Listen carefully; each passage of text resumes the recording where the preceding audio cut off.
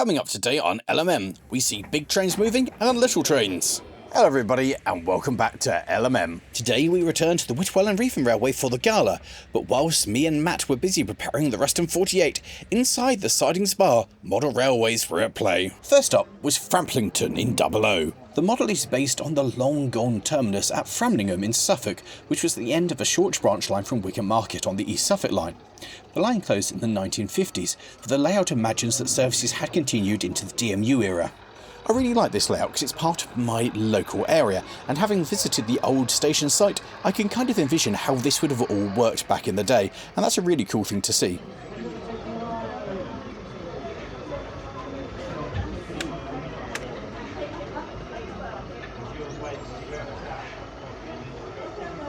Next up in SM32 was 4,000 Yards Area 5, a layout depicting a marshalling yard somewhere near the front lines during the horrific times of the First World War. It features a wide variety of recognisable rolling stock, like simplexes and the armoured simplex you can see trundling up and down. The models are all sound fitted for that extra level of immersion, and I think a layout like this is hugely important to be able to visualise some of what went on behind the scenes of resupplying the front line. It was a terrible time, but it's an incredible thing to model and to make sure that the sacrifices of those, especially around this time of year, are never forgotten.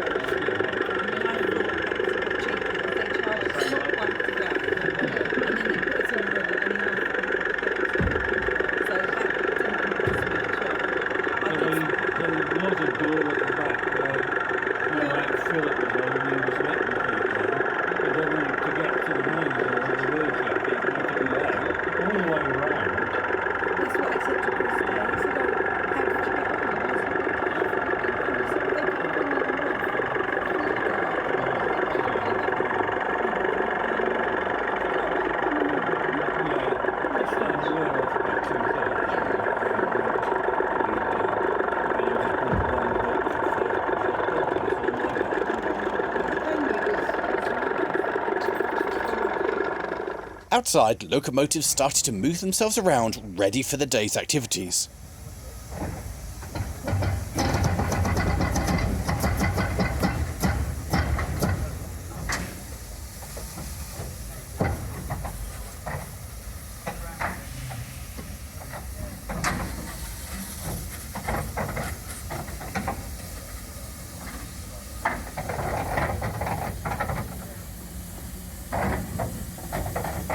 Returning indoors and dropping down to N scale was Tremlin, showing how much can be achieved in the gauge in a relatively small space. This was a busy mainline station with frequent trains rushing in and out. It's set somewhere in the western region during the changeover years, so you've got British Rail livery stock and Great Western liveried locomotives running through.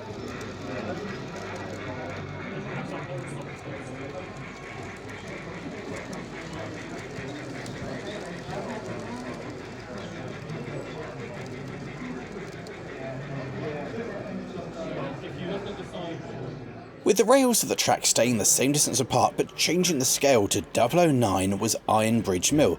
This is a really interesting layout because all the locomotives and rolling stock are all designed and printed by the layout's owner. It's all automated as well, so trains run into a section and that then triggers the next section to go along, so you can just set the thing into action and it looks after itself. I really like the style that they've gone for. It's something very, very different, and all the locomotives and rolling stock just look cute. They're recognisable of what their full-size 00 scale counterparts would be, but yet it's all kind of smaller and cuter, and it's just very visually interesting. All the buildings as well were also 3D printed and designed by the owner as well, so there's a lot of creativity here.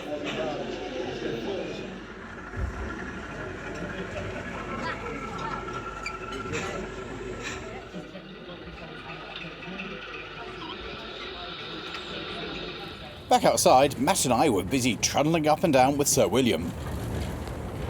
Heading back indoors and returning to Double O was Abbot Darcy, Together at Christmas. The layout depicts a small heritage line in its first year of operation during its first Santa Special Christmas event.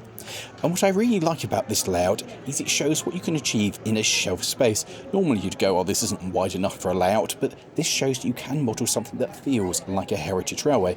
I also like the fact that the signal post is there, but the signals aren't yet installed. Only half the platform is in operation. It gives that feel of a very early preservation society, and that's something that we don't really model very often, and it gives you all kinds of possibilities from a modelling frontier, so maybe it's something I'll revisit in the future.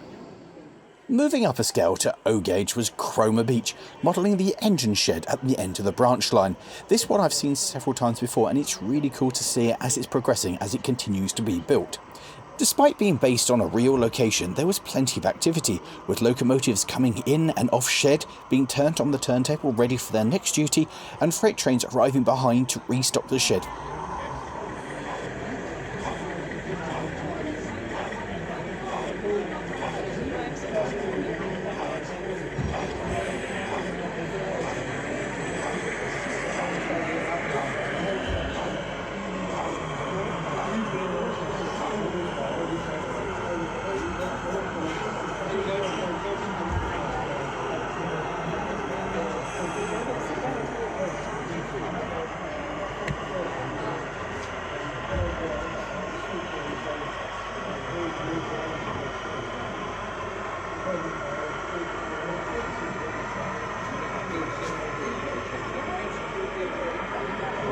Returning to the world of 12 inches to the foot, and shunting was going on, getting ready for the last train of the day.